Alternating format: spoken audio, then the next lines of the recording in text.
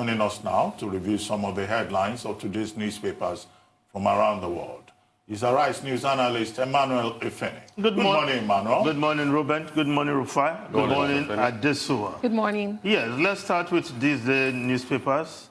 The lead story, APC prepares for 2023 elections, asks members to unite and mobilize, says no riding to victory on Buhari's personnel in next polls. Yes, Buhari personnel, what they also call Buhari tsunami, whether real, imagined, or conjured. Yes, yesterday, a group, APC support group, visited the secretary of the APC caretaker committee, Senator John Oduehe, where he reminded these groups that rather than hanging around in Abuja, they should go to the grassroots and mobilize ahead of the 2023 election. And the point he made is that it will be very unfortunate if the APC had to disintegrate or lose power after President Buhari serves his second term. Yes, in the past, we've talked about this Buhari personnel, Buhari tsunami, and many feel that, well, with Buhari no longer on the ballot ticket in 2023, APC may be something else, if not suffer outright defeat. So that is the point being made, and it's left to be seen. Ruben. Well, I mean, the point is... Ruben and Adesua and Rufai.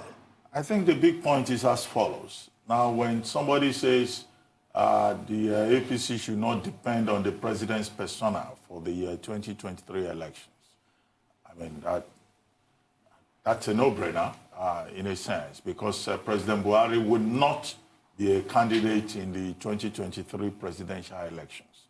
However, the flip side to that is that Nigerians, I guess, will also relate or decide on the fortunes of the All Progressives Congress on the basis of the performance of the APC as a party in the last, at that time it will be in the last 8 years. And that will include both the performance of President Buhari and also the performance of the party. And I hope that, Nigerians will be given the opportunity to make a decision in that regard. It is not for me to sit down here and say this is how the party or President Buhari has performed. That's not the subject that you have brought before us. But I think for the benefit of Nigerians, there are issues that we need to address before 2023. Political parties and their leaders can say, oh, we are preparing, we are repositioning for 2023. That's normal in politics. But there are issues that concern Nigerians. One, the integrity of the electoral process. We have seen in 2019 general elections and in the subsequent elections that we still need to do something about the electoral process. There has been an electoral bill amendment, an electoral act amendment bill before the National Assembly. In 2018, that bill, that amendment was rejected 4 times by President Buhari. The last excuse we had was that, look, some of the provisions were contradictory and that it was almost time for the 2019 elections. Now, when Ahmed Lawan took over as Senate President, he promised that, look, the Electoral Act Amendment Bill would be processed and Nigerians' fears would be addressed. Now, we need the National Assembly working in concert with the executive arm of government and other stakeholders to pass that Electoral Act, or the bill, as it were, and make sure that many of the concerns that came out of the 2019-2015 process are addressed. Yes. And that going forward, President Buhari himself must see, as part of his legacy, leaving a legacy of transparency and accountability in elections. Those are the big issues. The APC can say they are preparing. Yes, they're supposed to prepare.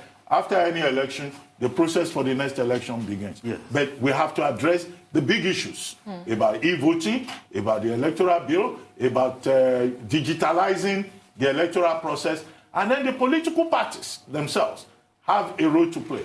I do not see that these political parties have learned the appropriate lessons since the last elections. And we have seen issues of internal democracy, particularly within the ruling party, the All Progressives Congress. And we have seen the misconduct of political leaders, chairmen of political parties, and that doesn't give us any inspiration that anything has changed. Indeed. I think that the cohesion of the APC has been put to several tests in recent times. Perhaps the cracks in the APC Edo State, where the erstwhile national chairman hails from, was the biggest test for them. And the dissolution of that NWC, the controversies that came with it. Also, at the moment, we begin to see the increasing face-off between members of the party in the executive arm of government and in the legislative arm of government.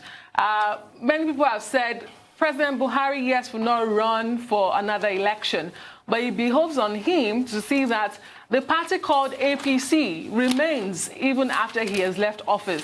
So I think that it is very important, and just reading this article in this day, the aggrieved group was talking about the concept of rewarding those who have worked for the party, which it says seems to be very minimal or absent.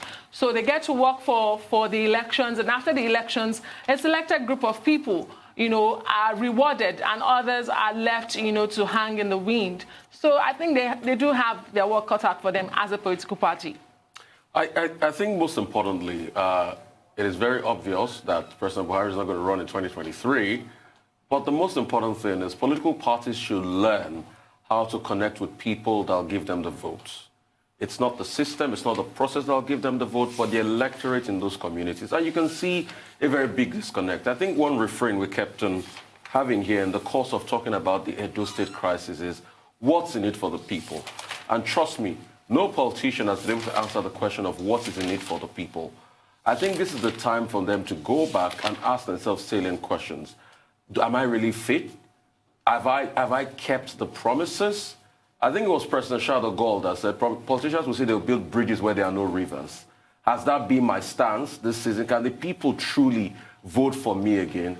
I know an average politician has hopes, ambitions, aspirations. He feels he's got a right to come back. But has he earned the right to come back? So most importantly, that should be the conversation they should have. How to connect to the people and how to bring about fairness and equity in the system. And let's start deviating. I know you need money in politics, but let's start deviating away from politics of money only. That is only the one that can spend the most, that'll get everything. And most importantly, if we say we are political parties, we're a group coming together, we have common interests and goals, yes, we'll have disputes. But if our internal settlement mechanism is not in place, then there's a problem. So I'm shocked at the litany of court cases by political parties because the internal settlement mechanism is always in doubt. Look at what has happened to the APC in current months. There's been brickbats everywhere. There's been a lot of disgruntled people in the system. And some will say it's working on very thin ice. Some will say it's getting its act together, that when it goes for its convention, it will do better. But most importantly, I think we should have a great level of introspection and rethinking our systems, rethinking our processes. Yeah, it's good that we have two strong parties because, as we have seen in recent past, other parties just decorate the ballot papers. So it's good we have these two parties, strong parties, continue to be, and most importantly, level playing field, which means we need to have a proper electoral act in place before the 2023 polls. I agree with you there, Ruben, that we need to address that issue of the electoral acts and make all the necessary amendments, taking care of all the shortcomings we have observed in our electoral process. And most importantly, bringing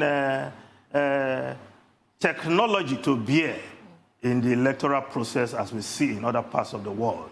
But that wouldn't stop rigging, despite technology. It will minimize it. You saw what happened with the Russian hack. It wouldn't stop rigging. It will minimize it in our own situation. You will not be able to just write an electoral result if you do electronic transmission immediately of results from the polling units. And when there's a server somewhere Efeni, Yes. you have not commented on the naming of the journalism house after Alhaji Ismaila Issa Funtua. Yes. As an old hand in this game, No. I mean, I thought you would also mention. Yes, quite a befitting one for one who represents the high points of the Nigerian media. Yes, very unfortunate that when he died, some of the headlines were only concerned about an ally of the president, because, as you mentioned earlier, Issa Funtua happens to be one of the leading lights representing several generations, not only in journalism, but in politics, as we have seen that he served President Shehu Shagari as minister, confidant to other presidents, but his contribution to the media and journalism is something that is indelible, and that has been registered for all times with the naming of that building after Malam Issa Funtua. Quite befitting. Emmanuel Efeni, if we just hold on for a second, we need to go back and join Ferdinand in Abuja. Oh, okay. Emmanuel Efeni, okay, maybe you just take one or two newspapers and then we'll round up. Okay, let's look at Daily Sun newspaper. The lead story there, multi-million-dollar power deal. Senate targets VP Oshibajo Fashola. Nigeria risks $1.2 billion fine. Experts, senators to explore legal options. Similar story in the New Telegraph. Senate, Discos, Gencos lack capacity to deliver electricity, moves to review power sector pacts. Yes, that discussion took place yesterday in the Senate. And according to the report here, Vice President Yemi Oshibajo and Babatunde Fashola and others who were part of the team are believed to have erroneously signed an agreement that was not in favor of Nigeria. Yes, the presidential power reform transaction, which was headed by Oshibajo when the deal was struck, obligated Nigeria to pay between $30 million and $33 million monthly to Azura for powers, even if not dispatched. That will be surprising. Of course, that debate, I followed it in the Senate yesterday, and there were suggestions that that deal should be repudiated. But of course, there are legal implications. Repudiating that deal will cost Nigeria about $1.2 billion. Well, thank you very much, Emmanuel Efeni. Yes. We'll see you again tomorrow.